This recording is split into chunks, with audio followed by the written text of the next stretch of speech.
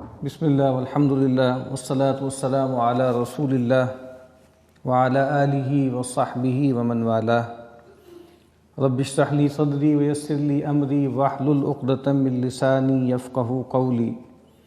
اللہم انفعنا بما علمتنا وعلمنا ما ينفعنا وزدنا علما آمین یا رب العالمین۔ ریاض الصالحین میں آج ہمیں جس باب کے مطالعے کا آغاز کرنا ہے اس کا عنوان ہے باب فضل ضعافت المسلمین والفقراء والخاملین۔ ضعافت المسلمین، مسلمانوں میں جو کمزور لوگ ہیں ان کی فضیلت کا بیان، اور فقراء کی فضیلت کا بیان، اور خاملین وہ لوگ کے جو گمنام ہیں ان کی فضیلت کا بیان۔ یہاں جو کہا گیا کہ مسلمانوں میں سے جو ضعیف لوگ ہیں، ضعف کئی طرح کا ہوتا ہے۔ ضعف جسمانی بھی ہو سکتا ہے، کوئی آدمی جو ہے فزیکلی کمزور ہو، جسمانی طور پہ کمزور ہو۔ پھر ضعف جو ہے وہ مادی بھی ہو سکتا ہے کہ آدمی دنیاوی مال و اسباب کے حوالے سے کمزور ہو، ضعیف ہو۔ اور پھر ضعف اس لحاظ سے بھی ہو سکتا ہے کہ کسی آدمی کا کوئی گھر در نہیں ہے، اس کا کنبہ قبیلہ نہیں ہے، یا اگر ہے تو وہ کمزور ہے، اس کے اعوان و انصار نہیں ہیں، تو ان کی فضیلت کا بیان۔ اور پھر کہا کہ جو فقراء ہیں، جو تنگ دست ہیں، دنیا میں مالی اعتبار سے کمزور ہیں، اور پھر خاص طور پر وہ لوگ کہ جو خاملین ہیں۔ خمول کہتے ہیں کہ جو لوگ گمنام ہوں، جو مشہور نہ ہوں، جن کو لوگ جانتے نہ ہوں، جن کو لوگ اہمیت نہ دیتے۔ تو یہ جو باب ہے، اس کا جو عنوان ہے، اس سے یہ خیال پیدا نہیں ہونا چاہیے کہ اسلام میں فقر و فاقہ، تنگ دستی، کمزوری اس کو گلوریفائی کیا جاتا ہے، اور طاقت، قوت، مالداری اس کو جو ہے سپریس کیا جاتا ہے۔ ایسا نہیں ہے۔ اصل بات یہ ہے کہ اسلام اس بات کو واضح کرنا چاہتا ہے، یا نبی اکرم صلی اللہ علیہ وسلم اس بات کی وضاحت کرنا چاہتے ہیں کہ جو چیزیں ہمیں دکھتی ہیں، جو ہمارے معیارات ہیں دنیا میں کسی کو اہمیت دینے کے، اصل میں ان کی اہمیت نہیں ہے۔ یعنی ایسا نہیں ہے کہ اسلام کوئی کلاس اینٹاگنزم یا کلاس کنفلکٹ پیدا کرنا چاہتا ہے زیر دستوں میں اور آقاؤں میں اور ہیوز میں اور ہیو ناٹس میں، ایسا نہیں ہے۔ اصل بات یہ ہے کہ جن چیزوں کی بنیاد پر ظاہراً ہم کسی کو دیکھ کر اہمیت دیتے ہیں، اس کا مرتبہ متعین کرتے ہیں، اصل اہمیت اس چیز کی نہیں ہے۔ نبی اکرم صلی اللہ علیہ وسلم نے فرمایا ان اللہ لا ينظر الى صورکم ولا الى اموالکم۔ اللہ تعالیٰ تمہاری شکل و صورتوں کو نہیں دیکھتا، نہ تمہارے مالوں کو دیکھتا ہے، ولکن ينظر الى قلوبکم واعمالکم۔ اللہ تعالیٰ تمہارے دلوں کو دیکھتا ہے، اللہ تعالیٰ تمہارے اعمال کو دیکھتا ہے۔ تو ہمیشہ سے ایسا رہا ہے کہ اللہ تعالیٰ نے جب لوگوں کو پیغمبر بنا کر متعین قوم کی طرف بھیجا تو یہی ہوتا رہا ہے کہ وہ لوگ کہ جو زیر دست ہوتے تھے، کمزور ہوتے تھے، وہی سب سے بڑھ کر پیغمبروں کی دعوت کو قبول کرتے تھے، اور وہ لوگ کہ جو طاقتور ہوتے تھے، چودھری ہوتے تھے، سردار ہوتے تھے، مالیاتی اعتبار سے مضبوط ہوتے تھے، وہ عام طور پہ پیغمبروں کو کنفرنٹ کرتے تھے، ان کے مقابل میں کھڑے ہو جاتے تھے۔ قرآن مجید بار بار ایک اصطلاح استعمال کرتا ہے ملا، فقال الملأ۔ رسول آئے اور آ کر انہوں نے توحید کی دعوت دی، تو جو سردار تھے انہوں نے یہ کہا۔ یہ قرآن مجید کہتا ہے کہ یہ مترفین ہیں، جن کو اللہ تعالیٰ نے دنیا میں مال و اولاد دیا، جس کی بنیاد پر یہ سرکش ہو گئے۔ اور وہ لوگ کہ جو عام طور پہ پیغمبروں کی دعوت کو قبول کرتے ہیں، وہ لوگ ہیں کہ جو کمزور ہیں، زیر دست ہیں۔ اسی لیے پہلی جو یہاں امام صاحب قرآن مجید کی آیت لے کر آئے ہیں، وہ سورہ کہف کی آیت کا ایک ٹکڑا ہے۔ اعوذ باللہ من الشیطان الرجیم، بسم اللہ الرحمن الرحیم۔ وَاصْبِرْ نَفْسَكَ مَعَ الَّذِينَ يَدْعُونَ رَبَّهُمْ بِالْغَدَاةِ وَالْعَشِيِّ يُرِيدُونَ وَجْهَهُ وَلَا تَعْدُ عَيْنَاكَ عَنْهُمْ۔ اے نبی صلی اللہ علیہ وسلم، آپ اپنے آپ کو روکے رکھیے، تھامے رکھیے ان لوگوں کے ساتھ جو صبح و شام اپنے رب کو پکارتے ہیں اس کی رضا جوئی کے لیے، اس کی رضا چاہتے ہوئے۔ وَلَا تَعْدُ عَيْنَاكَ عَنْهُمْ، آپ اپنی نگاہ التفات ان سے پھیریے مت۔ آپ اپنی نگاہیں ان سے آگے نہ لے جائیے۔ یہ معاملہ اصل میں کیا تھا، جس طرح میں نے عرض کیا ہے نا کہ ہر رسول کے ہاں معاملہ یہی ہوا۔ پہلے نبی، عام طور پہ کہا جاتا ہے کہ سیدنا آدم علیہ السلام پہلے انسان بھی تھے اور پہلے نبی بھی تھے، لیکن پہلے رسول جن کو اللہ تعالیٰ نے کسی متعین قوم کی طرف مبعوث کیا وہ سیدنا نوح علیہ السلام۔ ان کی قوم میں بھی ہمیں یہ مسئلہ ملتا ہے کہ نبی، ان کے جو مخاطبین تھے انہوں نے یہی کہا تھا کہ وَمَا نَرَاكَ اتَّبَعَكَ إِلَّا الَّذِينَ هُمْ أَرَاذِلُنَا بَادِيَ الرَّأْيِ، اے نوح ہم نہیں دیکھتے کہ آپ کی جو پیروی کرنے والے ہیں مگر وہ لوگ ہیں جو ہم میں اراذل ہیں، ہم میں گھٹیا ہیں، پست طبقات میں ہیں، اور بالکل سرسری طور پر بلا تأمل انہوں نے آپ کی بات قبول کر لی۔ اور پھر سیدنا نوح علیہ السلام، ان پر بھی یہ دباؤ تھا کہ آپ ایسا کیجئے کہ ان لوگوں کو اپنے سے ہٹائیں، ان لوگوں کو دور کر دیں۔ تو سیدنا نوح علیہ السلام نے بھی کہا کہ میں ان لوگوں کو اپنے سے دور نہیں کر سکتا، اور مجھے اس بات کا ڈر ہے کہ فرمایا کہ یا قومی من ینصرنی من اللہ ان طردتہم، اگر میں نے تمہارے دباؤ پر، تمہارے پریشر پر ان لوگوں کو اپنے سے دور کر دیا، ہٹا دیا، تو اللہ تعالیٰ کے مقابل میں کون میری مدد کرے گا؟ تو اس آیت میں جو مضمون ہے وہ بھی یہی ہے کہ نبی اکرم صلی اللہ علیہ وسلم نے جب دعوت دینی شروع کی تو وہ لوگ کے جو زیر دست تھے، وہ لوگ تھے جو غلاموں کے طبقات میں سے تھے، جو نوجوان تھے، جو سردار نہیں تھے، زیادہ تر لوگ وہی ایمان لے کر آئے۔ اب جو قریش کے سردار تھے، جو چودھری لوگ تھے، وہ نبی اکرم صلی اللہ علیہ وسلم سے ڈیمانڈ کرتے تھے کہ ٹھیک ہے ہم آپ کی بات سن لیں گے، آپ کی محفل میں آ جائیں گے، لیکن پہلے آپ ان لوگوں کو اپنے ہاں سے ذرا دور کیجئے، ہٹائیے۔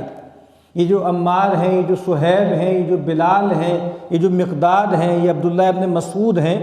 ان لوگوں کو آپ اپنے سے ہٹائیے، ان کو دور کیجئے، اور پھر ہمارے لیے محفل منعقد کیجئے، ہم آئیں گے، ہم آپ کی بات سنیں گے۔ تو یہاں نبی اکرم صلی اللہ علیہ وسلم سے کہا جا رہا ہے کہ اے نبی، آپ اپنے آپ کو ان لوگوں کے ساتھ روکے رکھیے، تھامے رکھیے۔ دوسری جگہ پر اسی بات کو اور انداز میں کہا کہ وَلَا تَطْرُدِ الَّذِينَ يَدْعُونَ رَبَّهُمْ بِالْغَدَاةِ وَالْعَشِيِّ، ان لوگوں کو اپنے سے دور مت کیجئے، دھتکاریے مت، جو اپنے رب کو صبح و شام پکارتے ہیں، اور اپنی نگاہ التفات ان سے ہٹائیے مت۔ تو یہ جو معاملہ ہوتا ہے نا کہ ہمارا معاملہ بھی یہی ہے کہ ہم لوگوں کو دیکھتے ہیں کہ کون سا آدمی زیادہ مالدار ہے، کون سا آدمی زیادہ تنومند ہے، کون سا آدمی زیادہ جو ہے وجاہت والا ہے، اس کو اہمیت دیتے۔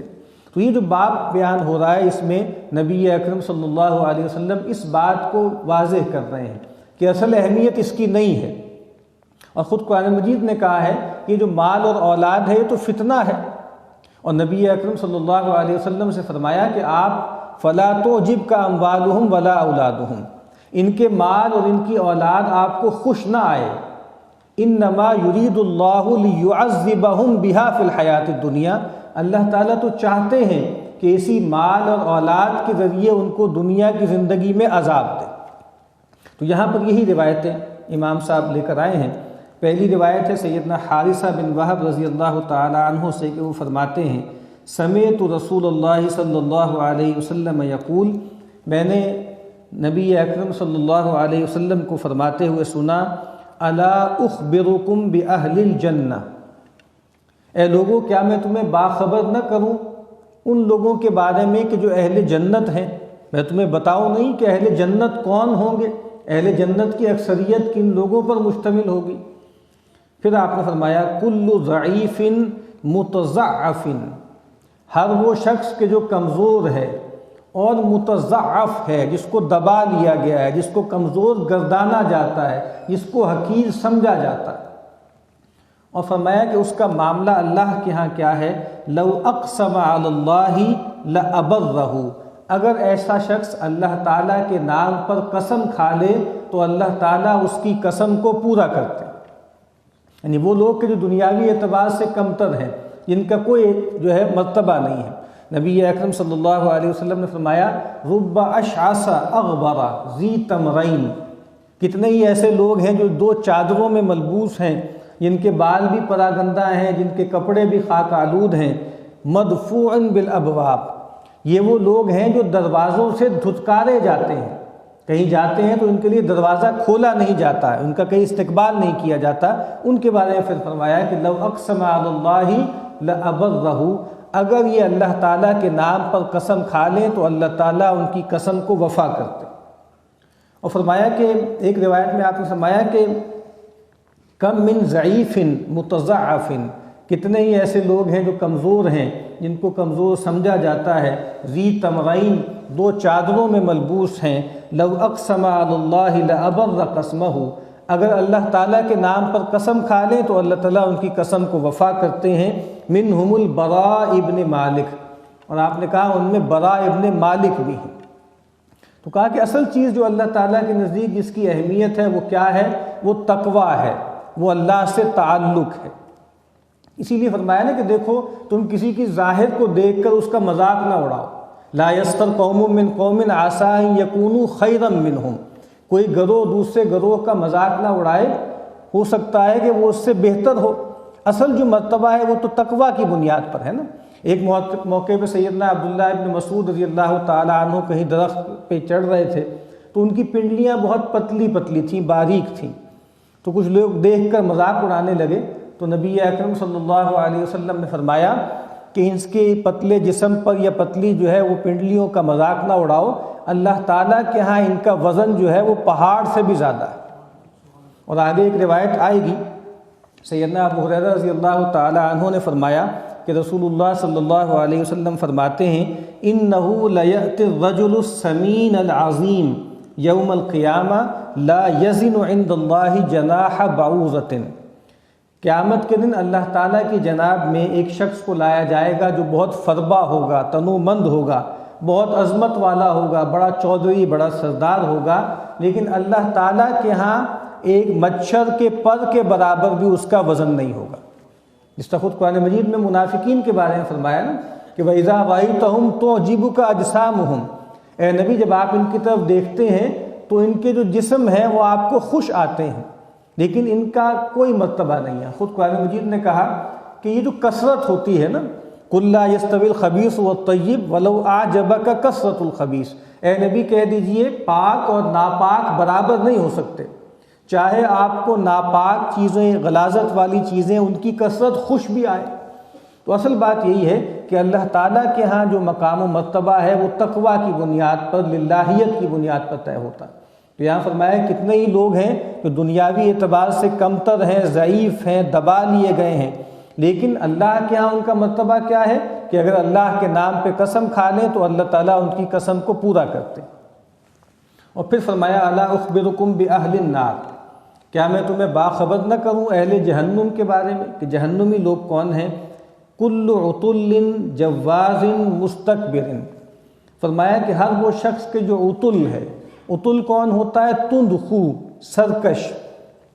جواز بخیل یا اترا کر چلنے والا، مستکبر تکبر کرنے والا۔ تو اس کا مطلب یہ ہے کہ اگر مال، اولاد، سیادت اور قیادت اللہ تعالیٰ کی معرفت میں اضافہ کرے، اللہ سے تعلق میں اضافہ کرے اور آخرت میں انسان کو اونچا مرتبہ دلائے تو وہ اپنی ذات میں بری چیز نہیں ہے۔ اصل بات کیا ہے کہ عام طور پر یہی ہوتا ہے کہ یہ مال اور اولاد اور سیادت و قیادت آدمی کے اندر یہ گھٹیا اوصاف پیدا کر دیتے ہیں، یہ اخلاقی خرابیاں پیدا کر دیتے ہیں کہ آدمی تندخو ہو جاتا ہے، سرکش ہو جاتا ہے، اترانے لگتا ہے، شیخی مارنے لگتا ہے، استکبار کرنے لگتا ہے۔ اور استکبار کیا ہے کہ آدمی حق کے مقابل میں اکڑے اور لوگوں کو حقیر جانے۔ تو اس روایت میں بھی نبی اکرم صلی اللہ علیہ وسلم نے بات کو واضح کر دیا کہ اصل جو مقام و مرتبہ ہے وہ تقویٰ کی بنیاد پر ہے، نیکی کی بنیاد پر ہے۔ وعن ابی العباس سہل بن سعد الساعدی رضی اللہ تعالی عنہ قال مر رجل علی النبی صلی اللہ علیہ وسلم فقال لرجل عنده جالس، سیدنا سہل بن سعد الساعدی رضی اللہ تعالی عنہ فرماتے ہیں کہ ایک صاحب نبی اکرم صلی اللہ علیہ وسلم کے پاس سے گزرے تو آپ کے پاس ایک صاحب بیٹھے ہوئے تھے، آپ نے ان سے کہا ما رأیک فی ھذا، یہ جو صاحب ابھی یہاں سے گزر کے گئے ہیں تمہاری رائے ان صاحب کے بارے میں کیا ہے؟ فقال، تو ان صاحب نے کہا رجل من اشراف الناس، یہ جو صاحب ابھی ابھی گزرے ہیں یہ بہت ہی معزز لوگوں میں سے ہیں، اشرافیہ میں سے ہیں، سرداروں میں سے ہیں۔ ھذا واللہ حری، کہا کہ اللہ کی قسم یہ اس قابل ہیں، ان خطب ان ینکح، ایسے مرتبے کے ہیں، ایسا ان کا مقام ہے کہ اگر کہیں نکاح کا پیغام بھجوائیں تو ان کا نکاح کر دیا جائے، فوری طور پہ ان کو جو ہے قبول کر لیا جائے رشتے کو۔ وَإِن شَفَعَ أَن يُشَفَّعَ، اور اگر یہ کہیں شفاعت کریں، کسی کی سفارش کریں تو وہ سفارش اور شفاعت فوری طور پر قبول کر لی جائے، مان لی جائے۔ اس مرتبے کے ہیں، ایسے مقام کے ہیں، جہاں چاہیں دروازہ کھل جائے گا ان کے لیے، جس محفل میں جائیں گے مرکزی جگہ پر بٹھائے جائیں گے، جہاں نکاح کا پیغام بھجوایا جائے گا وہاں فوری طور پر جو ہے قبول کر لیا جائے گا، جہاں کسی کی شفاعت یا سفارش کریں گے تو اس کو رد نہیں کیا جائے گا۔ ایسا مرتبہ ہے، ایسا دنیاوی ان کی منزلت ہے۔ فسکت رسول اللہ صلی اللہ علیہ وسلم، تو رسول اللہ صلی اللہ علیہ وسلم یہ بات سن کر خاموش ہو گئے۔ ثم مر رجل آخر، تھوڑی دیر بعد ایک اور صاحب گزرے۔ فقال له رسول اللہ صلی اللہ علیہ وسلم ما رأیک فی ھذا، پھر انہی صاحب سے جو آپ کے پاس بیٹھے ہوئے تھے ان سے پوچھا اب ان صاحب کے بارے میں تمہاری کیا رائے ہے؟ فقال، تو ان صحابی نے عرض کی یا رسول اللہ ھذا رجل من فقراء المسلمین،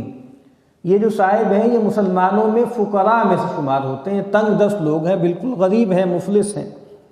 ان کا معاملہ یہ ہے ھذا حری ان خطب اللہ ینکح و ان شفع اللہ یشفع، کہ یہ صاحب ایسے ہیں، یہ اس قابل ہیں کہ اگر یہ کہیں نکاح کا پیغام بھجوائیں تو ان کا نکاح نہ کیا جائے، اگر کہیں یہ شفاعت کریں تو ان کی شفاعت قبول نہ کی جائے، وَإِن قَالَ أَلَّا يُسْمَعَ لِقَوْلِهِ، اور اگر کہیں کسی محفل میں کسی مجلس میں کوئی بات کریں تو ان کی بات سنی ہی نہ جائے، اس کی طرف کوئی اعتنا ہی نہ ہو۔ اس مرتبے کے ہیں، بالکل معمولی آدمی ہیں، کوئی ان کو دنیاوی اعتبار سے کوئی ورث نہیں دیتا، کوئی اہمیت نہیں دیتا۔ فقال رسول اللہ صلی اللہ علیہ وسلم،